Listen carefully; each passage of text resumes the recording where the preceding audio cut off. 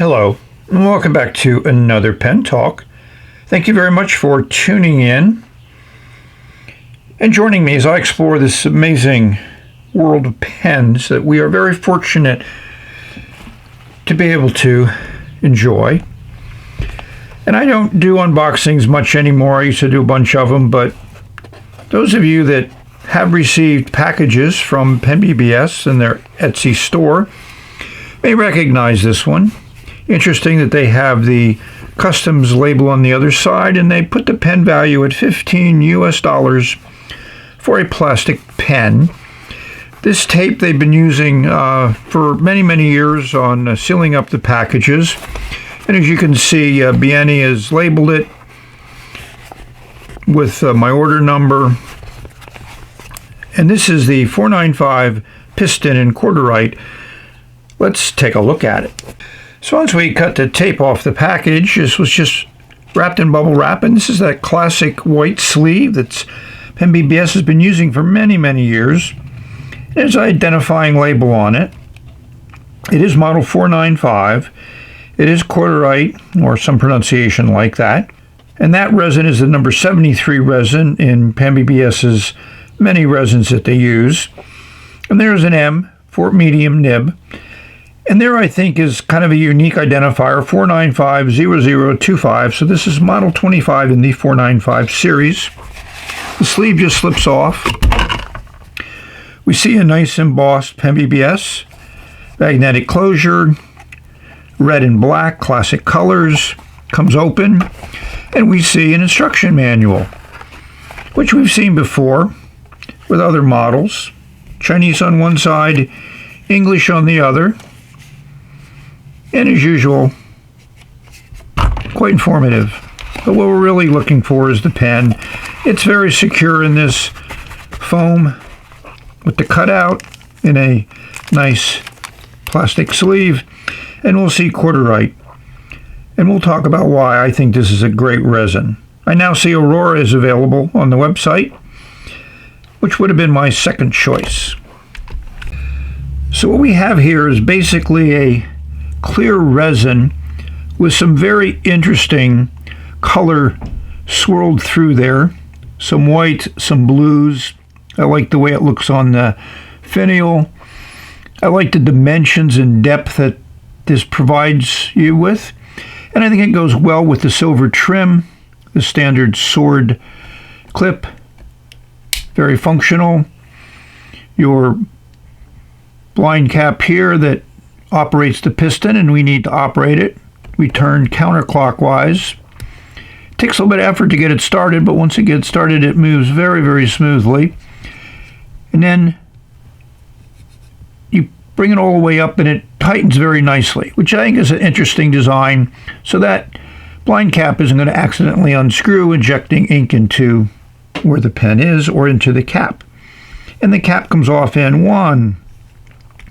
about 1 3/4 turns, which is standard with PenBBS pens, and we'll see a nice silver tone nib there, and their standard feed, which has been slightly modified recently, last year. And I just really like this resin. I think it does a great job, and it complements that red covering there for the piston assembly. And the other thing we need to look at is if we wanted to disassemble, even though they tell you not to do that, we'll see those flat spots there that you could fit a nice slim wrench there, and we'll talk about what might fit. So that's the pen, and there's a little bit of red there that really just complements. So I just find this to be a great resin, and I wanted to get a resin with some transparency to it so you could watch the operation of the piston, easily see the level of ink that you have. I would say the only design element, that little flare out, little like crown at the top of the finial here on the cap, and it doesn't match what's here at the blind cap, which is something that has been in a couple designs recently from PenBBS. Very thin cap band with PenBBS on one side beneath the clip, a little logo, the model number 495, which is really nice that they've done that, and then that logo again. So A lot of good things to like about the pen. You know, quick unboxing, quick first impressions. Let's take a look at some more in depth. So this pen feels in the hand like a classic PenBBS pen. It's a decent section, nice flare out at the end. You can hold it anywhere. Those threads you don't hardly feel. And it's long enough for, I think, any hand. But have they addressed the posting issue, which they pretty much seem to ignore? And my comment is yes, it posts okay. It posts deep. It posts relatively securely. It does change the balance of the pen. It makes for a long pen. Not something I would do, but then I'm generally not a poster. It certainly is attractive looking at that pen from this angle, but for those of you that want to post and need to post, you can post it. So here we are comparing the 495 with the 309. The 309 is in Aurora, which I really like, but I think the Cordierite does the 495 better. You know, this is the old style clip, but one of the things I talked about was the finial design. They really went over the top with this reverse conical design, where here they have a nice classic finial, and it matches the one at the end of the blind cap where it doesn't on the 495. So that's some of the major differences. And if you look at the piston filler, you'll see there's this, I think it's an anodized aluminum insert here, which you're not to remove. Where in the 309, it's just an all plastic assembly here. And when you turn the blind cap, the piston goes down. And if you keep turning, the piston will come out the other end. And it's easy to reassemble this because you just put the piston in. And because the piston turns at the end of this rod, you can keep turning when you get to the top to close the blind cap. Whereas the 495, I'll show it disassembled, but this is after I reassembled it, and it took a fair bit of effort to get that piston to come all the way up to the top. You want a little gap between the piston and that aluminum rod so the blind cap securely matches up. So initially, the piston was up a little bit too far when I engaged with the blind cap, and there was a gap here, and this piston was all the way up. And with a gap there, you don't get that nice tightening on the piston. I think it's a lot of engineering and design went into this. I think aesthetics they did not put as much into, or else the aesthetics are not something that are as appealing to me. I think the 309 is a really classic design and shape, where the 495 is a little bit of an acquired taste, which a number of the later PenBBS models have been that way. I think of the latest year of pens, but that's how they look, and that's how they work. I also wanted to compare the 495 to the 489. This is that touchdown filler pen. And these finials are two completely different finial designs, but they share one thing in common, is they don't match up to the blind caps at the bottom. Here's a nice flat one. These are both kind of flat. So these two blind caps are similar shape and design, whereas if you go to the top finial, it's not. You know, I like this blue infinity design color in the 489. Different cap band here at the bottom. I think I like this one a little bit better than this minimalistic one there, but they both serve their purpose. And it's silver trim to go with the pen.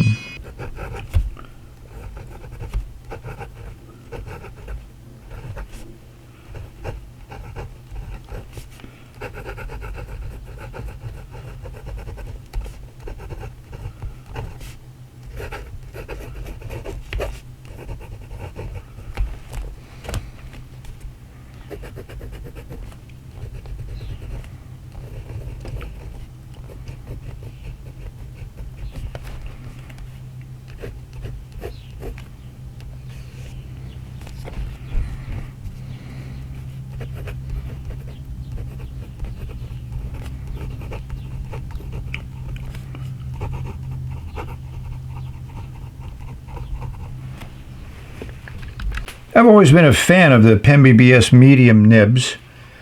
Consistently good, decently wet. I did nothing to the nib. No 7 strokes to nib happiness were needed. And this Menthol Aquatic is definitely an interesting ink. Yeah, my hand was in a different location over the camera, but as you can see, consistent line, really nice. I'm looking forward to more writing with this medium nib and this excellent ink. Yes, I disassembled the 495, and I did it kind of accidentally. So I was going to try to find a wrench to fit that flat spot on the piston assembly, not to take it apart because they tell you not to take it apart, but just to see what would fit. 5/16 inch wrench will fit, but in doing that I unscrewed the blind cap, and I had already unscrewed the section, and as I was unscrewing the blind cap, the piston came out the bottom of the barrel. So they really made a lot of changes to this design, and we'll compare it to the 309, but it works very, very well, which is what you would want. And I tried to unscrew what I think is a standard PenBBS nib assembly, but instead of unscrewing, the nib and feed came out easily, which we know sometimes that's a challenge with PenBBS pens. So one of the big changes is this is now a solid piece. And as we'll look at the 309, this piston rotated at the end of the shaft, and I think that contributed to the sticky problems that the piston had. Let's take a quick look at the 309. So the 309 disassembles in a similar way. The piston comes out the barrel once you remove the section, and here that nib assembly unscrewed. I'm not in a mood to do any more. And this is the Aurora resin, which I mentioned I really like, but Cordierite now I think works better in the 495. And here you see the blind cap is kind of one piece. It's all plastic, and if you look at this piston rod, you'll see that the piston at the end turns. So to me, I think what happens is this gets stuck in the barrel, and I've done all many different things, cleaning, silicone greasing, different types of things. And what I do is I just keep the piston halfway down. So my first turn is to pull the piston up, and that seems to work. And once the piston gets freed up, it moves very well up and down. This pen is slightly smaller than the 495, as we've seen. But that's the inside story on these 2 piston fillers from PenBBS. So as you can see, I have a large assortment of wrenches to take apart a piston filling pen, but none of these wrenches fit the 495, probably on purpose because they tell you not to remove the piston assembly.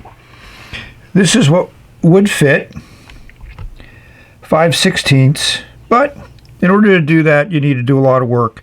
And like I said, they tell you not to take it apart, but just to let you know, you probably don't have a wrench that fits, but that credit card solution that Doug uses would probably work. Maybe, because it's glued in. Credit card may not have enough rigidity to unscrew the piston. As I mentioned, I have a few pens in Cordierite, and you can see there's quite a variety of the way the colors are used in this resin. Here's a 323, a 500, and a 480. And I actually have 2 480 Cordirites, and you can see the differences in how that color is dispersed within the clear resin. You know, interesting clear end there, where here it has some color in it, and the colors vary quite a bit, but I find it an intriguing resin, and certainly I think adds to the appeal of these pens. I like it. So here's some examples of the multiple colors the 309 pen came in. They started making some with transparent barrels, cap and blind cap matched up. a nice green, and nice galaxy.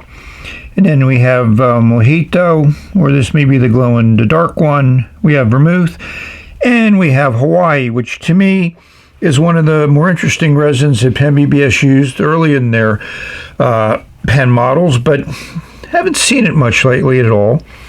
And if you notice these, all of these I have the piston halfway down. So the first thing I do is I turn the blind cap to pull the piston up.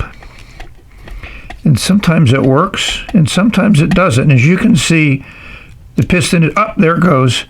So pulling it up does free it up, and once you free it up, it moves very easily up and down. But that first freeing it up, and these probably been sitting for a year or more, but that's my way of dealing with the stuck piston.